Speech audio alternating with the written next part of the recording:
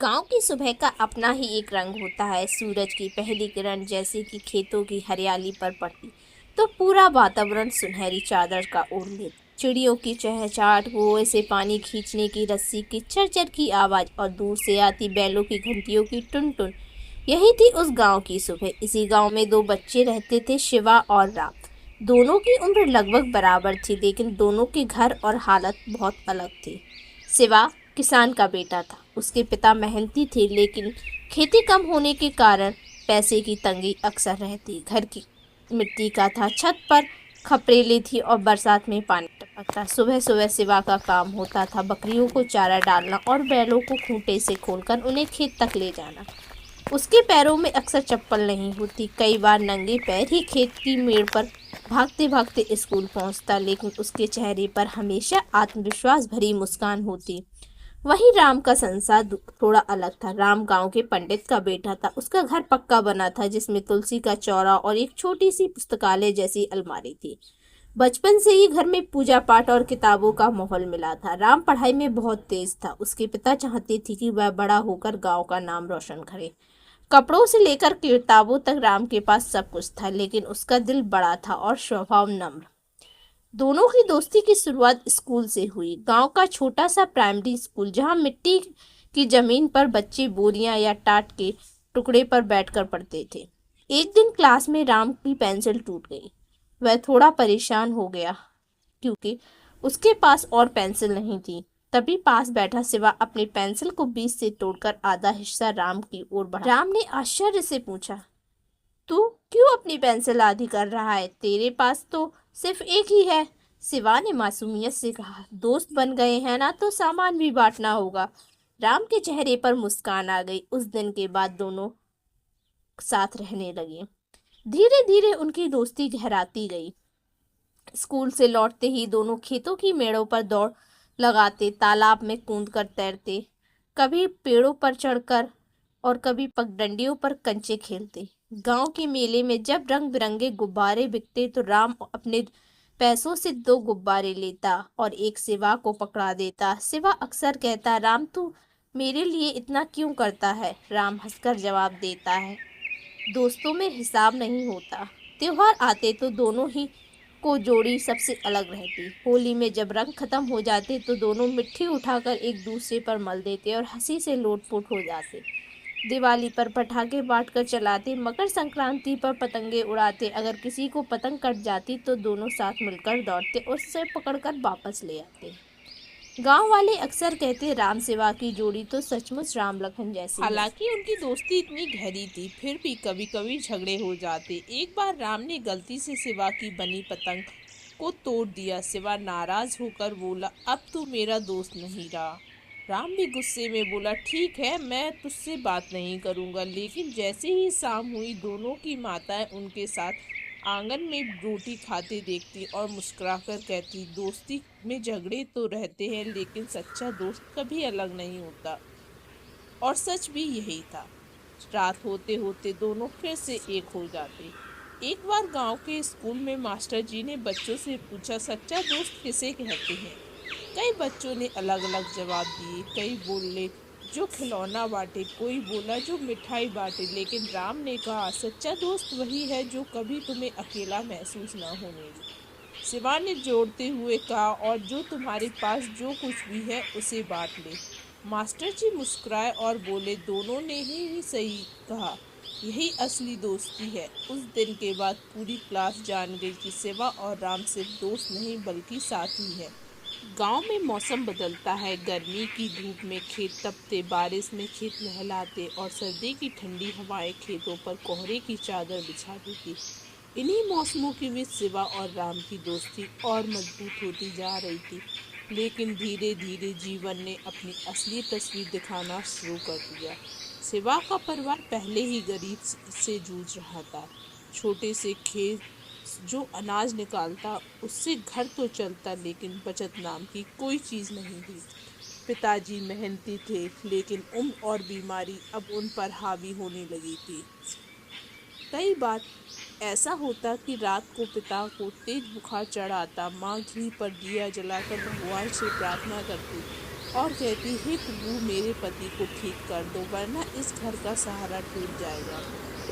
इन सब के बीच शिवा पर जिम्मेदारी बढ़ने लगी। सुबह स्कूल जाने से पहले उसे बैलों को खेत तक ले जाना पड़ता, घास काटनी पड़ती और कभी कभी कुएं से पानी खींचना पड़ता। स्कूल पहुंचते पहुंचते उसके कपड़े मिट्टी और पसीने से भीग जाते।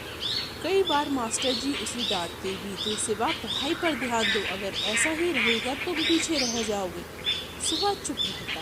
उसे पता था कि घर की हालत ही ऐसी है कि वह बाकी बच्चों जैसे निश्चिंत नहीं रह सकता। राम यह सब देखता और समझता था। वह अक्सर स्कूल के बाद शिवा को पढ़ाई में मदद करता, कभी उसका गृह कार्य करवा देता, कभी अपनी कॉपियों से नोट नकल करवा देता। एक दिन शिवा उदास होकर बोली, राम लगता है मुझे पढ़ाई छोड़नी पड़ेगी, खेतों का काम भी देखना और पैसे भी नहीं है, फीस कैसे भरूंगा। राम ने उसका कंधा पकड़कर कहा, ऐसा मत सोच, तू पढ़ाई छोड़ेगा तो हमारी जोड़ी अधूरी हो जाएगी, हम दोनों साथ हैं ना, सब ठीक हो जाएगा। राम ने घर जाकर पिता से कहा, बाबा मुझे गणित की नई किताब चाहिए। पिता ने पैसे दिए और राम ने उन पैसों से शिवा की फीस भर दी। जब शिवा को यह बात पता चली तो उसकी आंखों से आंसू निकल गए। वह बोला, राम तूने मेरे लिए इतना बड़ा त्याग किया है, तू सिर्फ दोस्त नहीं भाई है मेरा। राम ने मुस्कुराकर कहा, दोस्त का मतलब ही भाई होता है और भाई कभी हिसाब नहीं रखते। लेकिन हर कोई उनकी दोस्ती को समझता नहीं था। गांव में कुछ लड़के उनका मजाक उड़ाते। एक दिन किसी ने कहा, देखो देखो शिवा तो राम की मदद के बिना पढ़ भी नहीं सकता, ये हमेशा उसके पैसों और कॉपियों पर जीतता है। शिवा चुपचाप यह सुनता रहा और मन ही मन आहत होता, लेकिन राम को यह बर्दाश्त नहीं था। वह उन लड़कों की तरफ घूरकर बोला, सुन लो, दोस्ती में कोई भीख नहीं होती। आज मैं इसकी मदद कर रहा हूँ, कल वो मेरी करेगा, तुम लोग दोस्ती समझो तब ना। लड़के चुप हो गए। राम ने बाद में शिवा से कहा, लोग क्या कहते हैं उसकी परवाह मत कर, हमें अपना रास्ता खुद बनाना है। शिवा ने सिर हिलाकर कहा, हाँ राम, जब तक तू मेरे साथ है मुझे किसी बात का डर नहीं। स्कूल के मास्टर जी भी धीरे धीरे दोनों की दोस्ती और मेहनत से प्रभावित होने लगे। उन्होंने एक दिन क्लास में कहा, देखो बच्चे, शिवा और राम को इनकी दोस्ती से सीखो।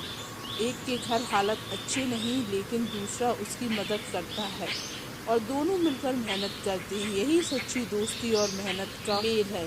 बच्चे तालियां बजाने लगे और शिवा थोड़ा संकोच में झुक गया, लेकिन राम ने उसका हाथ पकड़कर कहा, तू शर्म क्यों खा रहा है, ये तो गर्व की बात है। गांव में एक बार मेले का आयोजन हुआ, सब बच्चे मेले की तैयारी में लगे। राम के पिता ने उसे कुछ पैसे दिए ताकि वह मेले से खिलौना और मिठाई ले सके। राम ने उन पैसों से एक सुंदर सी किताब खरीदी और उसे शिवा को भेंट कर दी। शिवा हैरान होकर बोला, तूने मेरे लिए किताब खरीदी, अपने लिए कुछ नहीं लिया। राम मुस्कुराकर बोला, तू ही तो मेरा सबसे बड़ा दोस्त है, तेरी पढ़ाई ही मेरी खुशी है। खिलौने तो आज हैं, कल टूट जाएंगे, लेकिन ये किताब हमें आगे ले जाएगी। शिवा की आंखें भर आईं। उसने किताब को सीने से लगा लिया और मन ही मन प्रण किया, राम ने मेरे लिए इतना बड़ा त्याग किया है, अब मैं भी हार नहीं मान सकता। लेकिन असली परीक्षा अभी बाकी थी। गांव में धीरे धीरे आर्थिक संकट बढ़ता गया, फसलें ठीक से नहीं हो रही थी। कई बार घर चलाने के लिए शिवा की माँ को दूसरे के घरों में काम करना पड़ता। शिवा को अब और ज़्यादा जिम्मेदारी उठानी पड़ रही थी, लेकिन उसकी मेहनत और संघर्ष को देखकर राम भी दृढ़ हो गया। उसने कहा, शिवा तू चिंता मत कर, मैं हमेशा तेरे साथ हूँ, चाहे दुनिया का कोई भी तूफान आए, हमारी दोस्ती को कोई नहीं हिला सकता। शिवा ने उसका हाथ पकड़कर कहा, राम तू है तो सब ठीक है। गांव के लोग कहते थे कि गरीबी इंसान को तोड़ देती है, लेकिन शिवा और राम की दोस्ती ने साबित किया कि गरीबी भी अगर सच्चे रिश्ते के सामने आए तो उसका असर नहीं होता। दोनों की दोस्ती और भी गहरी हो गई। अब यह साफ था कि आने वाले समय में चाहे कितनी भी मुसीबत आए, शिवा और राम एक दूसरे के साथ खड़े रहेंगे। गांव में समय बीतता है। शिवा और राम अब 10वीं कक्षा में पहुंच चुके थे। यह कक्षा उनके जीवन का अहम मोड़ थी, क्योंकि अब तक की पढ़ाई से ज़्यादा मेहनत, ध्यान और संघर्ष की आवश्यकता थी। सर्दी का मौसम था। एक सुबह शिवा के पिता खेत पर काम कर रहे थे कि अचानक बेहोश होकर गिर पड़े। गांव वालों ने उन्हें घर पहुंचाया। वैद्य ने देखा और कहा, इनकी हालत गंभीर है, इन्हें शहर के बड़े अस्पताल में ले जाना होगा, इलाज में काफ़ी पैसे लगेंगे। घर पर मातम छा गया। शिवा की माँ रोने लगी, हे भगवान, अब हम क्या करेंगे, पैसा कहाँ से लाएं? शिवा ने रोते हुए पिता का हाथ पकड़ लिया। पिता ने कमज़ोर आवाज़ में कहा, बेटा पढ़ाई मत छोड़ना, मैं चाहता हूँ कि तू बड़ा आदमी बने। यह सुनकर शिवा के दिल में आग से जलने लगी, लेकिन सवाल वही था, पैसा कहाँ से आया? राम को यह खबर मिली तो वह तुरंत शिवा के घर पहुंचा। उसने शिवा को गले लगाकर कहा, तू चिंता मत कर, तेरे पिताजी ठीक हो जाएंगे, हम दोनों मिलकर सब करेंगे। शिवा ने आंसुओं से भरी आंखों से कहा, राम, हमारे पास इलाज के लिए पैसे नहीं हैं, शायद मुझे पढ़ाई छोड़कर मजदूरी करनी पड़े। राम ने दृढ़ आवाज़ में कहा, नहीं, तू पढ़ाई नहीं छोड़ेगा, सुन ले, अगर तू किताबें छोड़ेगा तो हमारी दोस्ती का सपना अधूरा रह जाएगा। पैसे मैं लाऊंगा। राम के पिता गांव के सबसे बड़े किसान थे।